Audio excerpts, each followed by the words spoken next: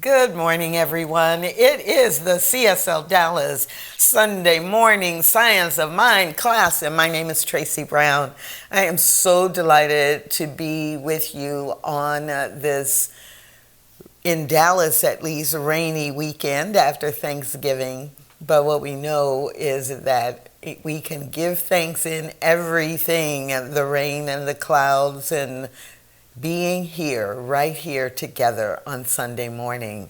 So I invite you to simply take a breath and remember with me, life is good, all is well, and this is the perfect time to dive a little bit deeper into the principles and the philosophy, the faith, and the way of life known as the science of mind. Grateful to be eager, grateful to be ready, grateful to be willing. We simply dive into this together, and so it is. So if you are following along in your Science of Mind textbook, digital or physical, we are on page 211, The Power of the Word. And it begins like this. Be specific in treating. Be direct and definite in your mental work. You are dealing with intelligence, so deal with it intelligently. The treatment must realize the patient as perfect, must recognize the word as power, must know that it breaks down every man-made law and casts it out, that it is the law of harmony and the recognition of the presence of good, that within itself is unbounded and equipped with the power to execute itself. And it must know that it does this. Okay. That is like an hour or two conversation all by itself. So I'm going to repeat it, but I'm going to break in a couple of places just to be sure we're all on the same page with some of the meaning. Be specific in treating. Be direct and definite in your mental work.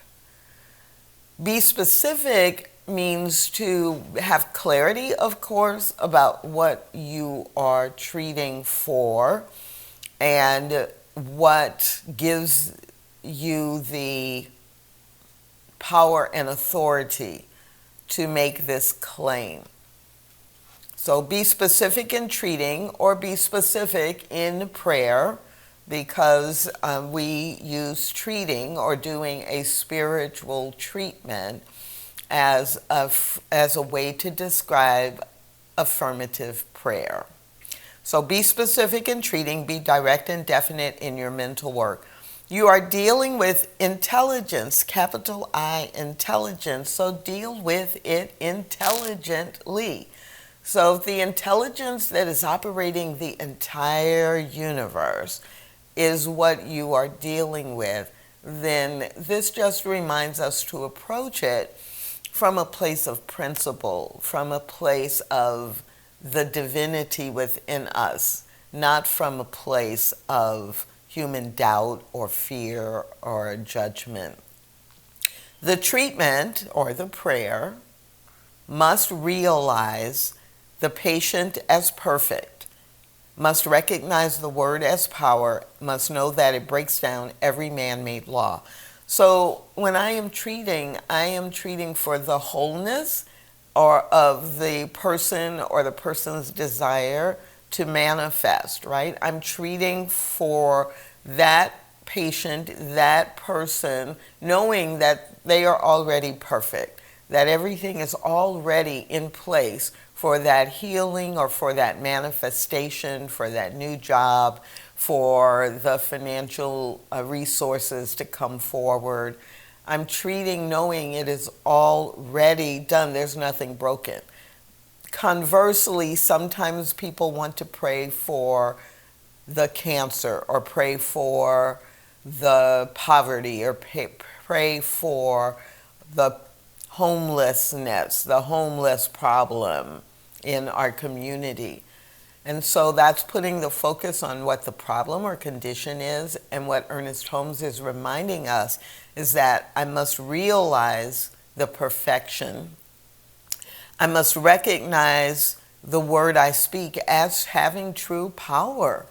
That this is not like a fantasy, right? It's not a dream that I don't really believe can come true. It's not something that I don't really believe in. That when I am speaking the word, my word has the power to direct the elements of the universe to come together and to deliver whatever it is I'm praying for.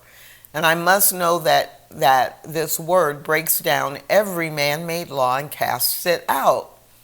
That when I am speaking my word, when I am in prayer, I am actually aligning myself with the perfection of divinity.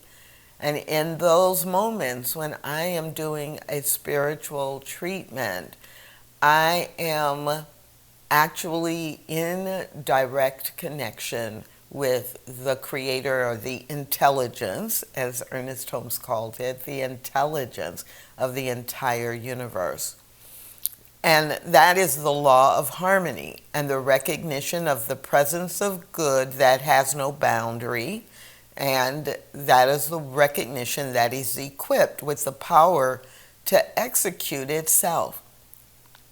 So those are the first 1, 2, 3 sentences in this section on page 211 under the heading, The Power of the Word. Now, last week, there was some conversation in the chat and also a question that Dr. Petra responded to that was related to how specific should you be in treatment. And I remember one person in the chat commented, well, isn't it true if you have a vague treatment, you'll give vague results? So I want to make sure that we're understanding when Ernest Holmes on page 211 says, be specific in treating. That's not in opposition to Dr. Petra's comments last week or what we teach all the time about specificity. When we are doing a spiritual treatment and we know exactly what we want, and sometimes that could be something physical, and sometimes it's the experience of what we want, the spiritual prototype or the mental equivalent, then we need to be as specific as we can be. And it is also specific when I don't say I want this amount of money in this many days, right? It is still specific if I say that I am wanting in fact, I did a treatment for someone a few days ago who wants a new job in 2021. And you know, it would be appropriate to say, I am ready now for my next job, the next step in my career. I will work with people. I am working now in this new job. I am working with a boss who appreciates me and with people I have respect for. Some people would say, well, that's not specific enough. You didn't say you want a job doing this specific task or with this specific title or in this specific city or part of the city. If I know that and I'm really clear that's important to me, I would include it in the treatment. But it is specific to describe the qualities, the experience, and the environment. That is specific enough when you are moving in a broader direction. And as you get closer to it, you may add different ideas or concepts or feelings or sensations that are also included. So be specific in treating, be direct and definite in your mental work. Once you decide what level of specificity, then you must be direct and you must be definite. If you are not convinced, why would you think it's going to happen? Right? I laugh because sometimes people will tell me that what they want, and then they tell me all of the things that are wrong.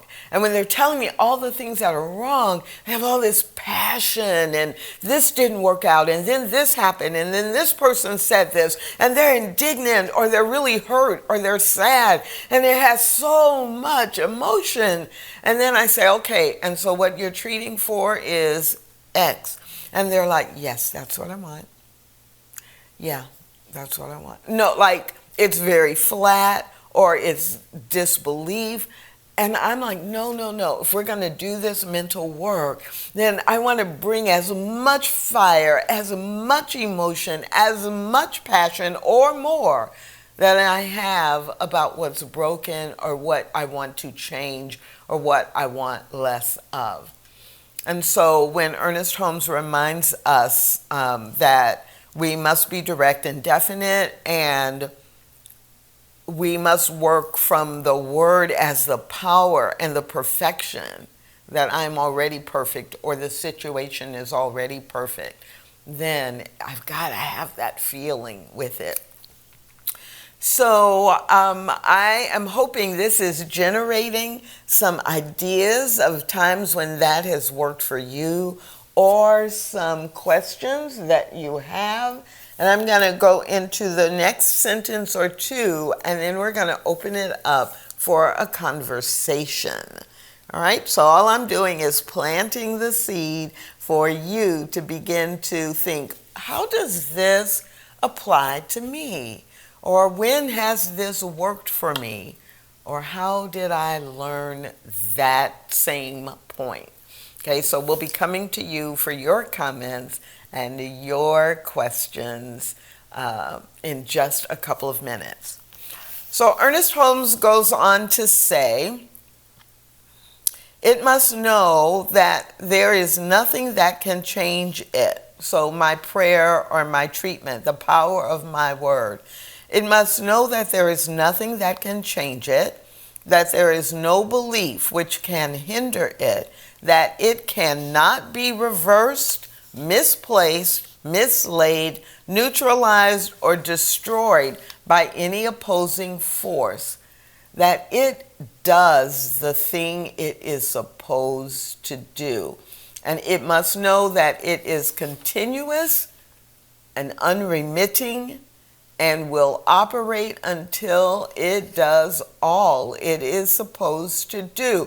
Now, I don't know about you, but I love this part of this section, right? I am speaking into the law, and the law must know that there's nothing that can change it, that there's no belief which can hinder it. When I am using the power of my word, get out of the way, right? Because the word, the law, God, the universe, it cannot be misplaced, mislaid, neutralized, or destroyed.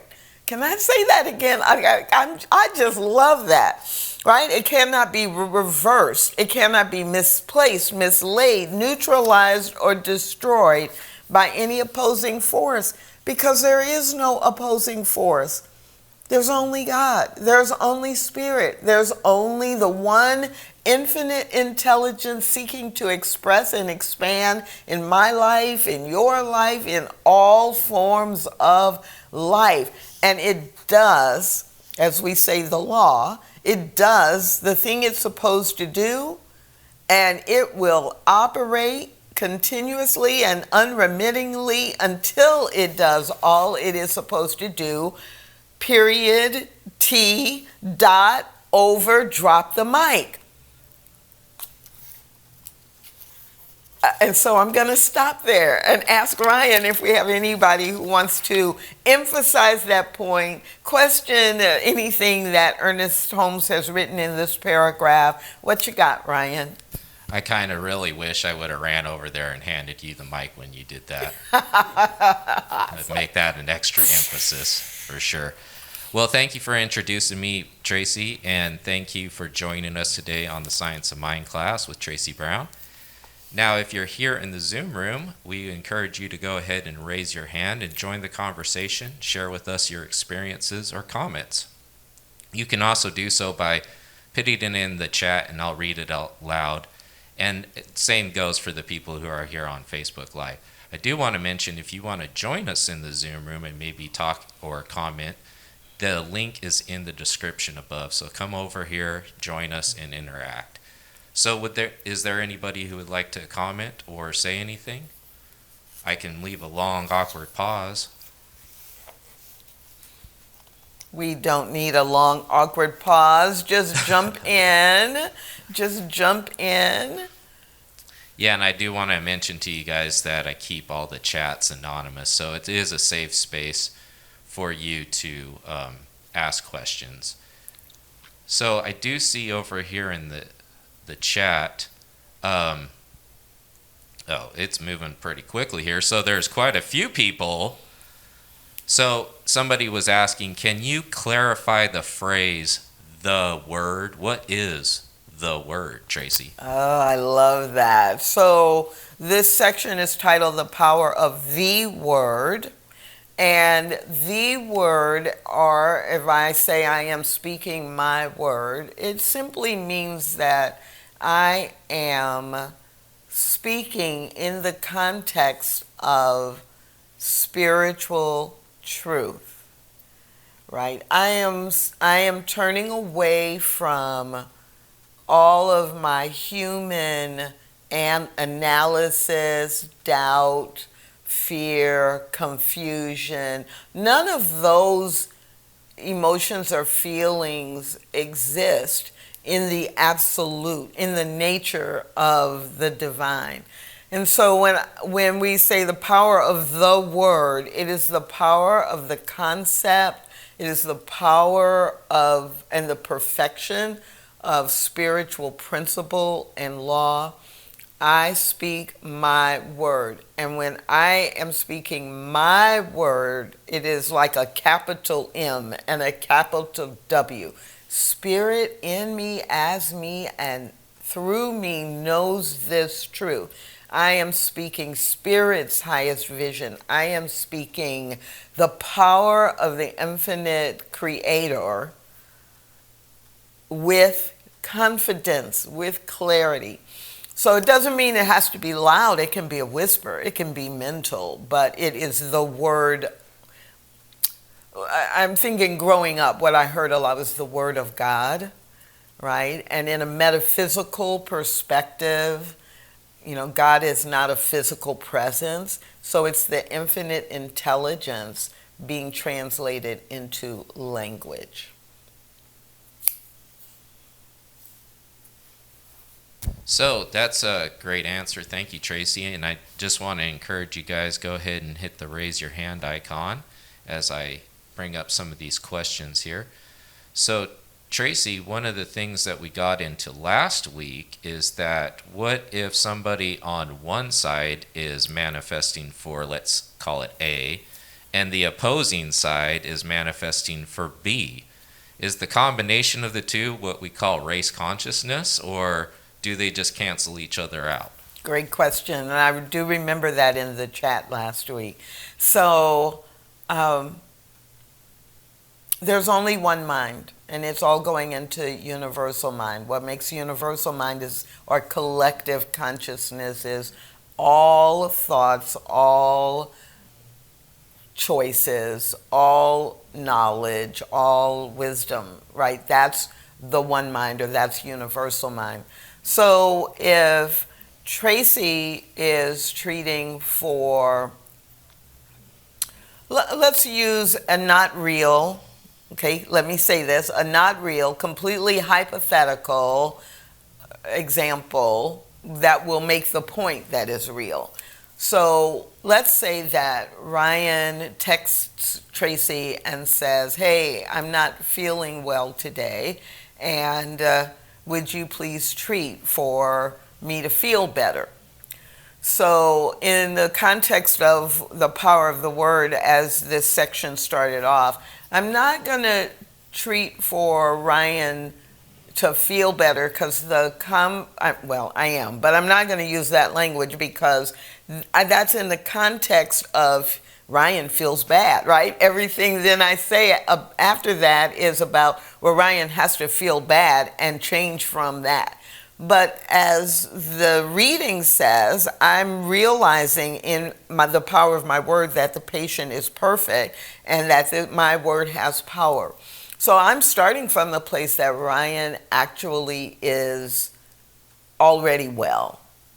And then what would that look like and feel like? And so I would be treating for Ryan's wholeness. Ryan's wholeness is expressing right now, every cell in Ryan's body works together in order for him his best experience today, right? Or for flexibility. Or I see Ryan doing his daily run and he is enjoying it, right? So I'm talking about what is in the absolute. Now, Ryan is over on the other side of town in his house going, oh, I feel so bad.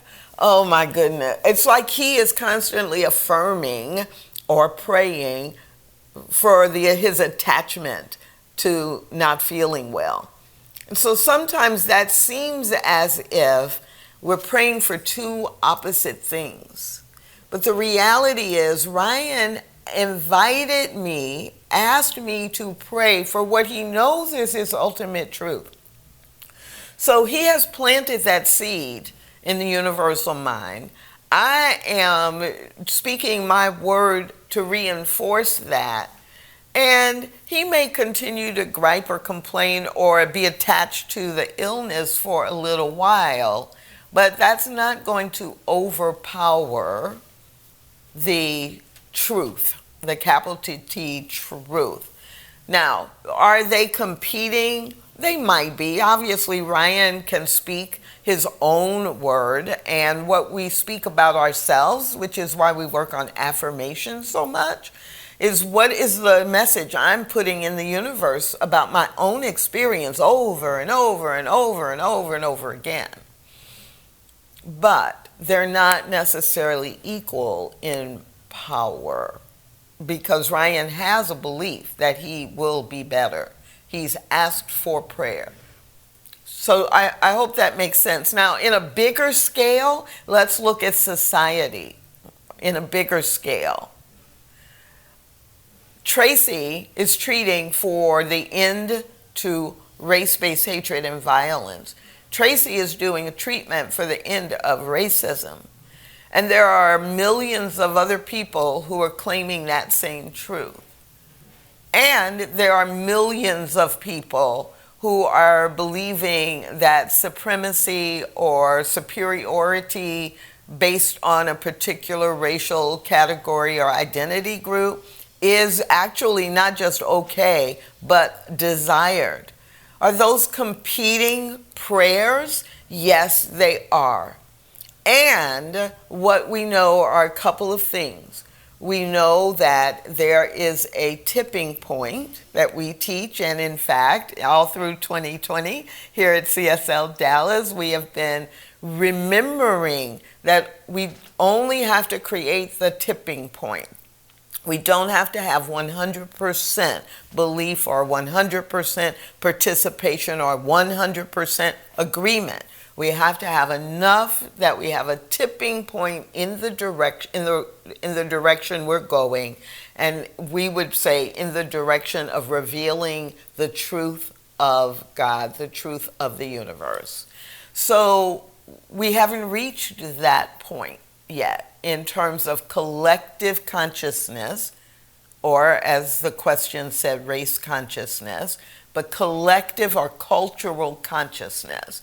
When we reach that tipping point where we have chosen to reveal the harmony and the wholeness and the unity and the love that is the truth of God, then we will see things continue to shift, but shift more rapidly. Yes, Ryan. Yeah, that was great. I really enjoyed that. So I have another question that came through here for you, Tracy, and then I have somebody who has their hand raised. So Sandra, I'll call you up here in just 1 second. The question asks, how can I balance juicing a prayer, an intention, as Dr. Petra says, and then trying to control the outcome? Oh, I'm sorry. I shouldn't laugh because I'm not laughing out of like humor. I'm like, yeah, how do we do that? Like, we all struggle with that. Like, that's our human struggle, right? We want to control it. We think we are the agency. We are the agent that is making it happen. And if we don't do it, if I don't do this and this and this and this and this, then it's not going to happen. The last sentence of this paragraph, right? One, I have to believe that spirit cannot be reversed, misplayed, mislaid, neutralized, or destroyed by any opposing force. Like, there is no force that is strong enough, big enough, powerful enough to oppose the force that has created all of life. And I must believe that it does the thing it is supposed to do. And it is continuous, it is remitting, and it will operate until it does all that it is supposed to do.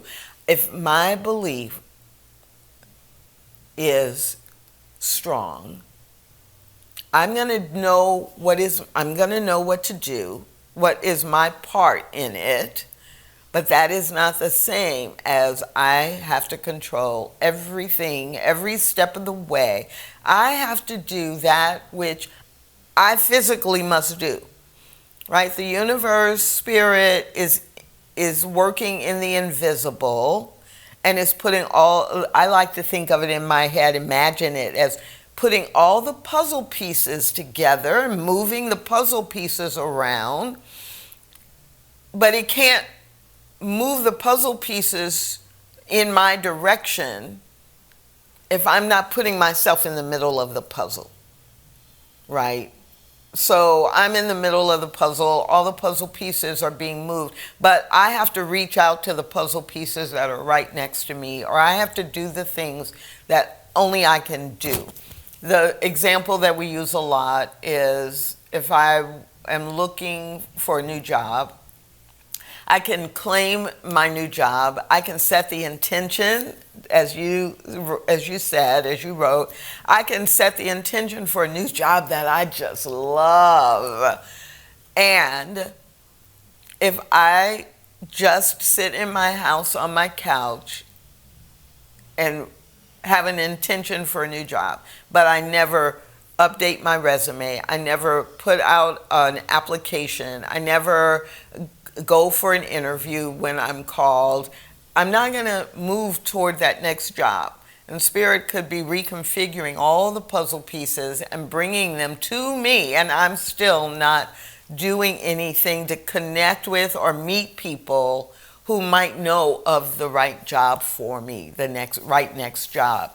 So how do you set the intention or find the balance point between the intention and trying to control every aspect of it?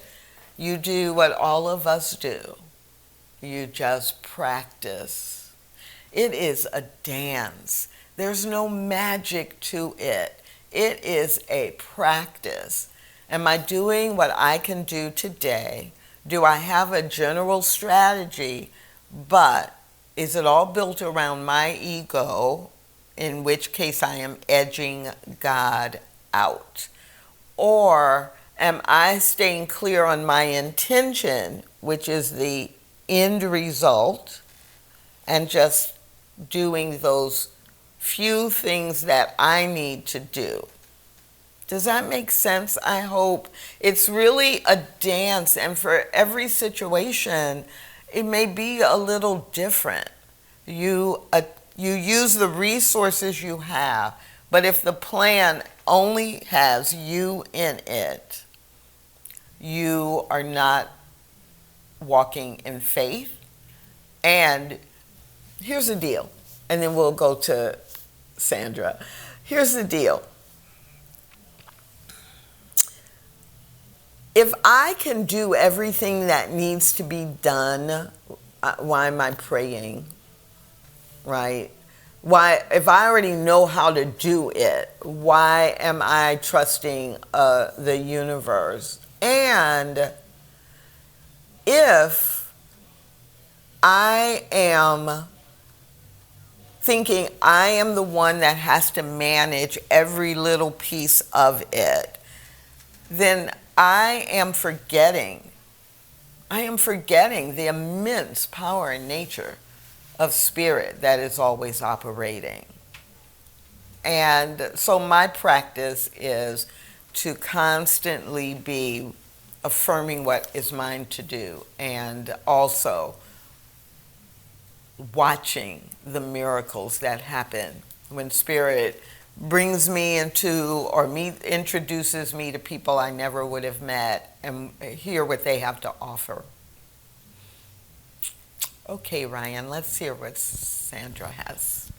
All right. So thank you for that explanation. And I kind of have to agree, but I feel like my puzzle is 1,000 pieces and I may be missing one. All right, Sandra, I'm going to go ahead and call you into the room. You want to go ahead and just unmute yourself? Sure. Good morning, Tracy Brown. Good morning, Sandra Francis. Good morning. Well, you actually just spoke to beautifully to what always comes up for me in these conversations, and that is, of course, I absolutely believe that energy flows where attention goes, and it's the consistent, conscious awareness of where my thinking is, and I find that is by far the lion's share of my personal work. So you, like I say, you basically already spoken to that, and so could you speak a little more to that,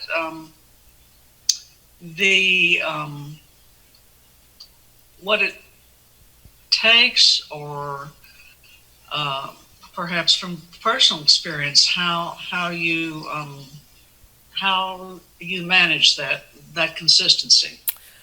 Ooh. And I would appreciate it. Thank you. Woo, woo. Yes, yes, and yes. Thank you, Sandra Francis. Ooh. So, where attention goes, energy flows. We say that and we know what it means, but we don't notice how much in our own lives every day our attention is on what we don't want instead of what we do want. So the practice becomes training ourselves to notice where our attention is. Is our attention in alignment with our intention? Is our attention aligned with our intention? And that means that we have to remind ourselves of the intention and not be caught up in whatever is actually going on physically in front of us or around us that is the distraction that's really convinced us that we are not worthy of, or we are not in receipt of the entire bounty of the universe. And there's nothing to do but to practice it. So I love that, like, what do?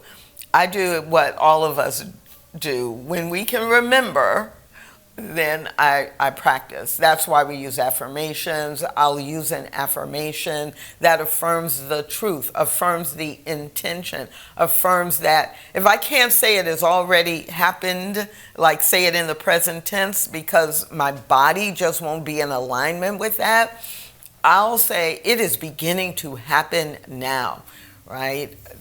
I will use affirmations that say, beginning now, I am prosperous, or beginning with this very breath, I accept my good, right? So using that beginning, or it is happening, right? The universe is constantly expressing, it is expressing in, as, and through me right now.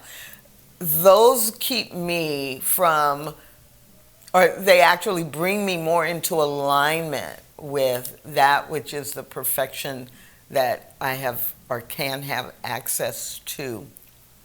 And really, it is just, there are times when it is really challenging. And all of us get triggered or find ourselves responding to different things. But I've used this example before, and I'm sure I will use it many times again.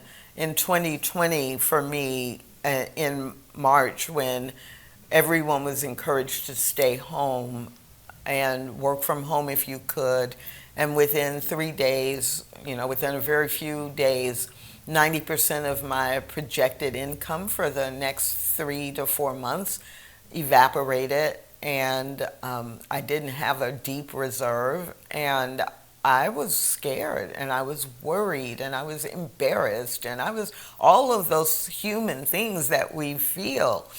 And I just had to notice. And when it was at its peak, where I was worried the most or most afraid, the blessing was that I've trained myself to notice. And then after noticing, I've trained myself to do something that either switches the energy or reminds me. Say an affirmation, do a 10-minute meditation, go pick a spiritual book up off the shelf. It may or may not be Science of Mind. And read for 5 minutes. Like just open the book knowing it's going to take me to an appropriate place. And there were days back in late March and early April where I prayed, I did a spiritual mind treatment, or did a meditation, or took a walk 8 or 9 times in the course of a day, because I'd feel great, right? I'd feel great right after the affirmation. And then 30 minutes later, I'd be back in the dumps. I'd be back in my humanity, and I would stop and I would pray or do an affirmation. I would text a practitioner and ask the practitioner, would you please pray for me? Right? I would do something. So it's like by taking that action, we are actually training ourselves to get back in alignment with the intention, back in alignment with the spiritual truth, back in alignment. And no one can get me back in alignment except for me. That's kind of what I remind myself. So we have time for maybe 1 or 2 more, Ryan? Yeah. So I'm going to go ahead and ask Connie. Do you want to just unmute yourself, Connie, and ask your question or comment? Got it. Hi, Tracy. Good morning. Hi, everybody. This is fantastic. And one of the things I'm doing to realign myself is to think about and express what I'm grateful for. And I did that the other day. I was grousing about some commercial on television and how they're trying to manipulate people and blah, blah, blah, and getting all negative about it. And then I just switched. Okay, now I have a lot of things to be grateful for. What are they? And I started thinking about that, and I just shifted the whole thing. And walking and the things you mentioned are excellent. Yeah. So powerful. And yeah, what it requires us to do is just practice. That's why we call it practice. And the more we practice, the more we intuitively go into the practice. But we're not broken and we're not doing anything wrong when we catch ourselves being out of alignment. We are both human and divine. We are both spirit and physical presence. And we are having the human experience. That's what we're here to do. And so when we are having that human experience and we find ourselves in a condition, we're in that condition. It's physically real, and it's the result of everything that's happened before now, yes.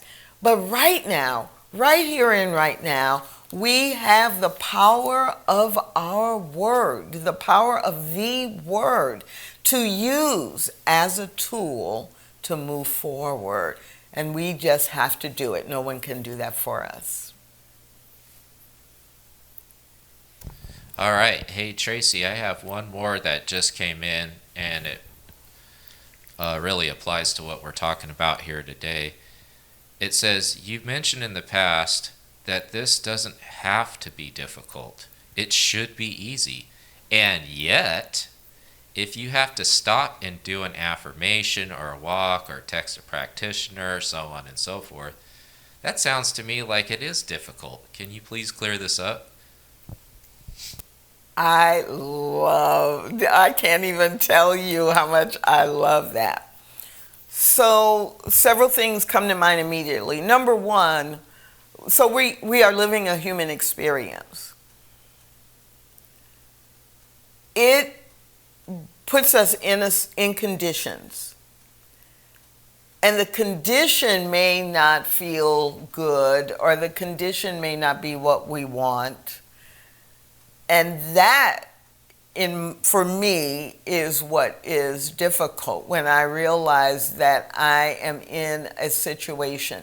But doing the spiritual practice, because I know it is my pathway back to alignment, it's not the difficult part. It's the discipline. And for some people, the word discipline is like, discipline, that's so hard. I don't like that word, because we connect it to or think of it as a negative.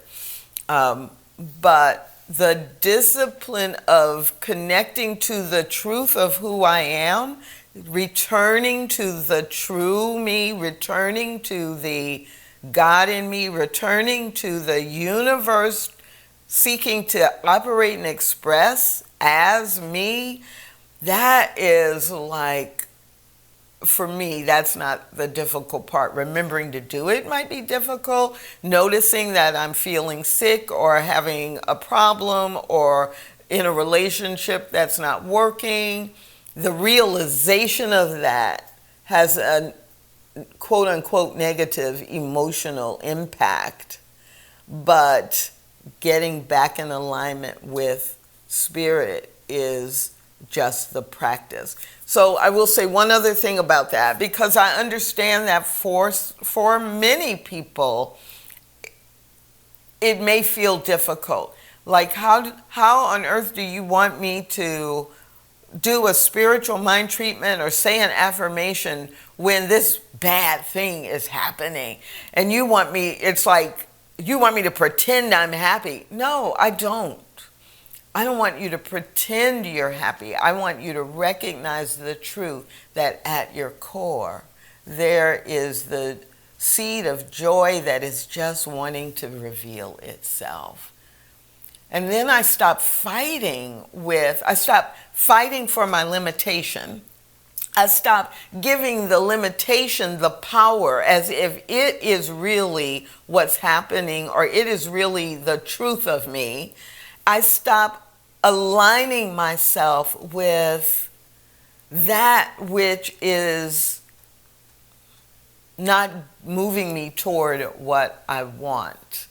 And the more I do it, the easier it gets, because I start seeing demonstrations. So I think I'll stop there. That is a really good foundation for a Sunday talk. And in today's Sunday talk, which the title is In Everything give thanks. I think that when I learned to give thanks in all circumstances, no matter what, that broke the habit of thinking doing the spiritual practice was difficult. Instead, I began to see giving gratitude and aligning myself with spiritual practice and spiritual principle was my saving grace. And it always makes me feel better. So it's not hard to do. I just may have to do it 80 times in one day. Do we have anything else, Ryan? Okay, so let's think about that idea that in everything we can give thanks, and we can give thanks, but our biggest way of giving thanks really is by grounding ourselves in the power of the Word every day and everything that we do. So this week, as you go forward, I'm going to challenge you to practice. Thanksgiving was last week. We don't have to stop giving thanks. And we want to continue to give thanks in the context that our Word has power. It is the power of the universe. And it is always, constantly, and unremittingly working for our good. Have a great week, everybody.